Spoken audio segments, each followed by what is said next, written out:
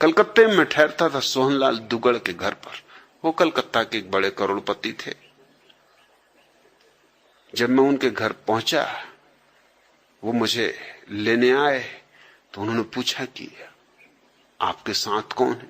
मैंने कहा ये मोहनी बाबा। मोहनी बाबा, इनकी क्या खूबी? मैंने कहा ये 30 साल से मौन।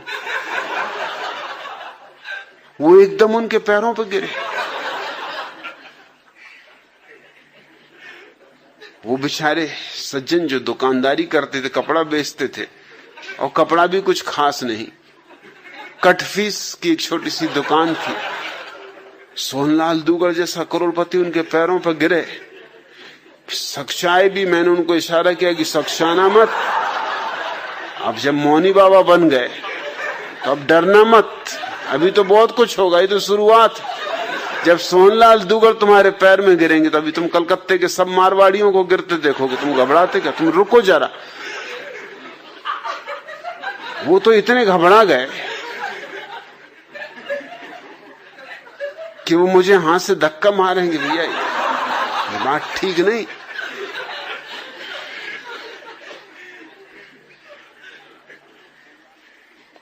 घर पहुंचे, सोहनलाल ने जल्दी से अपनी पत्नी को बुलाया कि मौनी बाबा।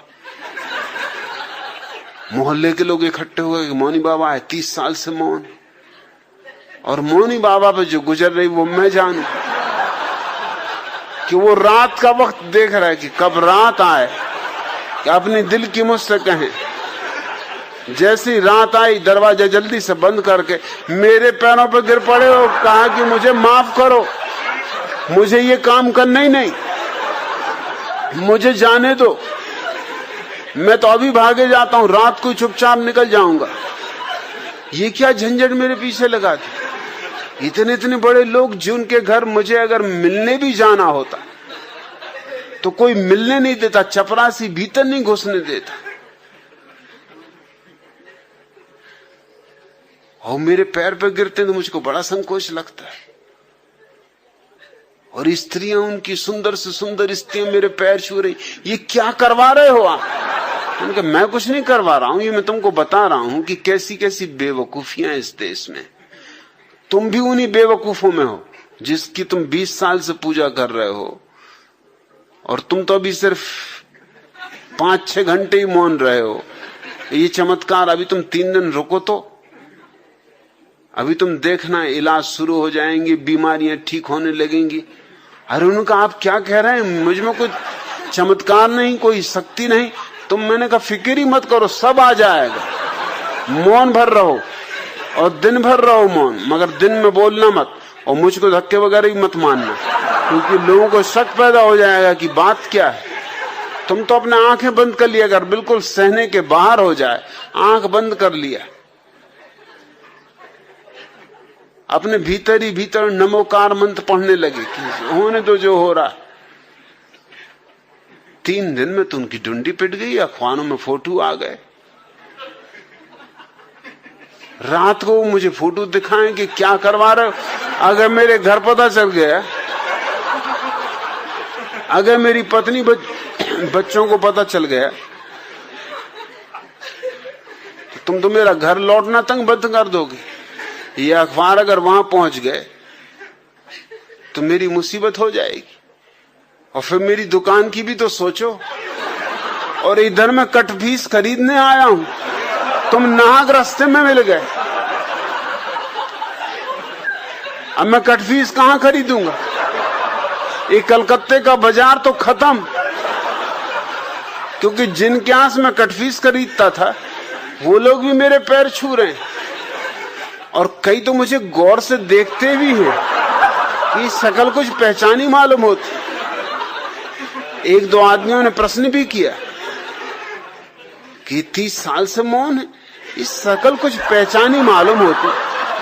मैंने कहा देखा होगा किसी पिछले जन्म में। अरे जन्म जन्म का नाता है।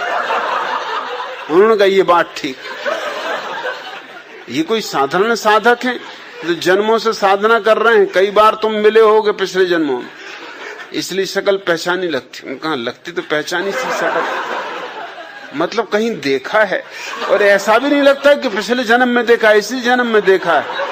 मैंने कहा ये बड़े पहुंचे हुए पुरुष हैं, एक ही साथ कई नगरों में एक साथ प्रकट हो जाते।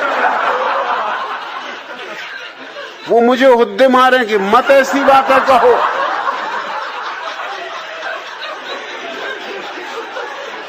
मेरी कमीज खींचे, मत कहो भैया ऐसी बातें मत कहो, ये बिल्कुल झूठ बातें हैं। मगर लोग मान रहे हैं। मिठाइयां आने लगी, फल आने लगे, और रात मुझको कहें कि क्या करवा रहे हो, इतनी मिठाइयां फल में कहां ले जाऊं, तुम ले जाना, घर बाल बच्चों को मोहल्ले में बंटवा देना। स्टेशन पर जब उनको लोग छोड़ने आए, कटफिश तो वो खरीद ही नहीं पाए, क्योंकि अब कहां कटफिश खरीदे, कोई देख ले कटफिश खरीदता कि मौनी बाबा कटफिश खरीद रहे हैं। रास्ते भर मुझ पे नाराज रहे कि और सब तो ठीक, मगर कलकत्ते का बाजार खराब करवा दिया, अब मैं कलकत्ता कभी न जा सकूंगा। मैंने उसका तुम घबराओ मत, तुम एक काम करो दाढ़ी बढ़ा लो, अगली बार जब कलकत्ता जाओ दाढ़ी मूछ बढ़ा के चले जाना। हाँ, उन्होंने कहा ये बात जस्ती।